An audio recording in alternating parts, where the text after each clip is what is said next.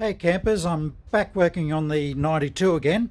I'm waiting on some parts, so I thought I would do the shims, which I sort of had an idea would be out of spec.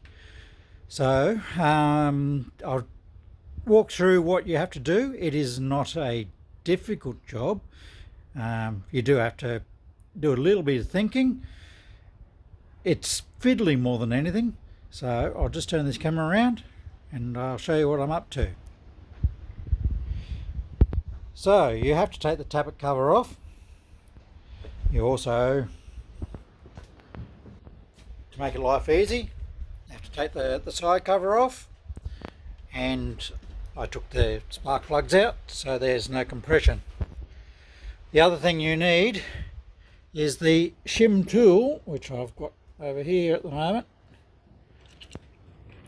So one of these, which actually holds the shim down. Hang on if I can get to focus. There we go. Which holds the shim down when so you can get so you can get it out basically. Now this will be unedited, so I do apologise. So I put the shim tool in. Now what the shims look like is this, and they are numbered on them. And if they aren't numbered, you need a pair of calipers. In the Haynes handbook, there is also a table for the shims. Now for the inlet side, to be in spec, it needs to be 0.11 of a millimetre with the filler gauges to 0.15. That's in spec. So anywhere outside of those two, it's either too tight or too loose. These are going to be too tight more than anything. I've already changed a couple. And on the exhaust side, it's 0.16 to 0.2 is in spec. Now, I had this number one here was out by quite a bit. I think I measured on the feeler gauge to be about 0.6 or 0.7. The shim I took out of there also didn't have a number, so it was a little bit of guesswork for a little bit. But I've got it back in spec now. I've also changed that one, and let's see, that one as well. They're all out of spec. Now on the other bank, the intake side is all in spec. That one there is okay, and the end one is okay, but these other two are too tight. So basically what you do, if I can do it, am I wet? So I've got it on here, so I can wind the motor over. Now I wind it over till the lobes are down and have the valves compressed. Then you do up your valve tool.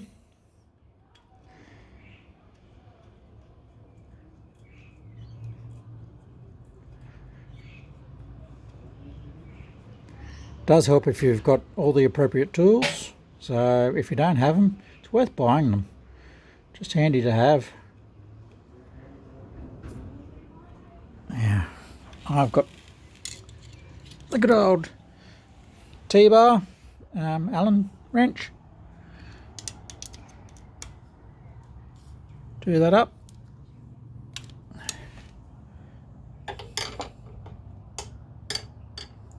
Sit, stay.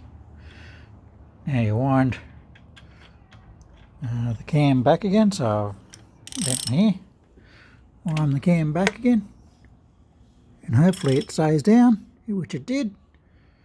A bit hard to see down in there. Now this is the tricky bit. Small screwdriver and a pair of tweezers. There we go, sorry about that.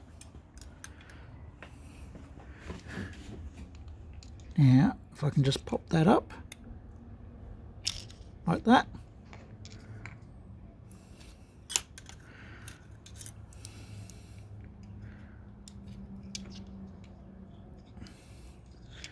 And there we go, there's our shim. Give that a wipe off.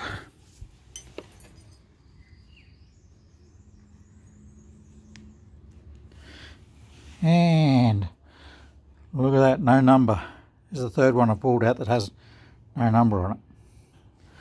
So out with the calipers.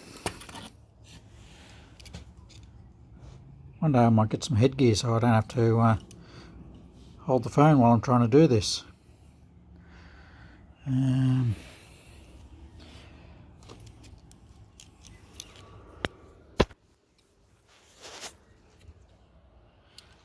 Do apologise. I'm just going to put you down. Turn it around there.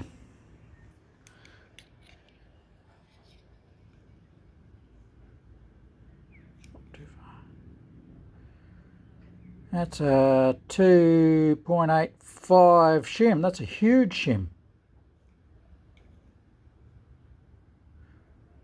Okay, so 2.85. I've got to come down a little bit. I've got to go 2.7 in that. Yep. So the shims go in numbered side down.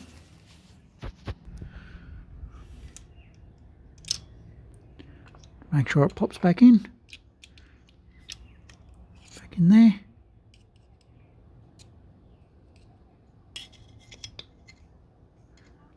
It's a bit tight. Now wind the cam back around. If I can get me, just to make sure it pops into place. Sometimes I'll go click and pull out a little spurt of oil. Undo that a bit.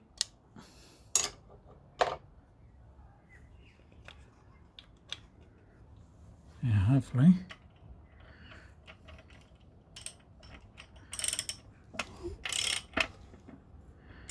Yeah, it looks like it's seated. I'll just wind him back again just to make sure.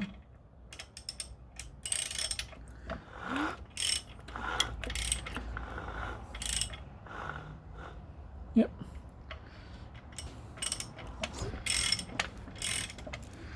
Now get my feeler gauges. So they're good old feeler gauges. Mine are, you can just read them.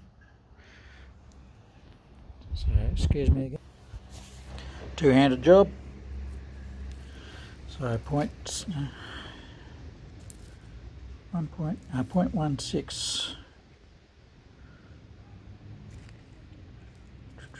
1, 6. That's the minimum.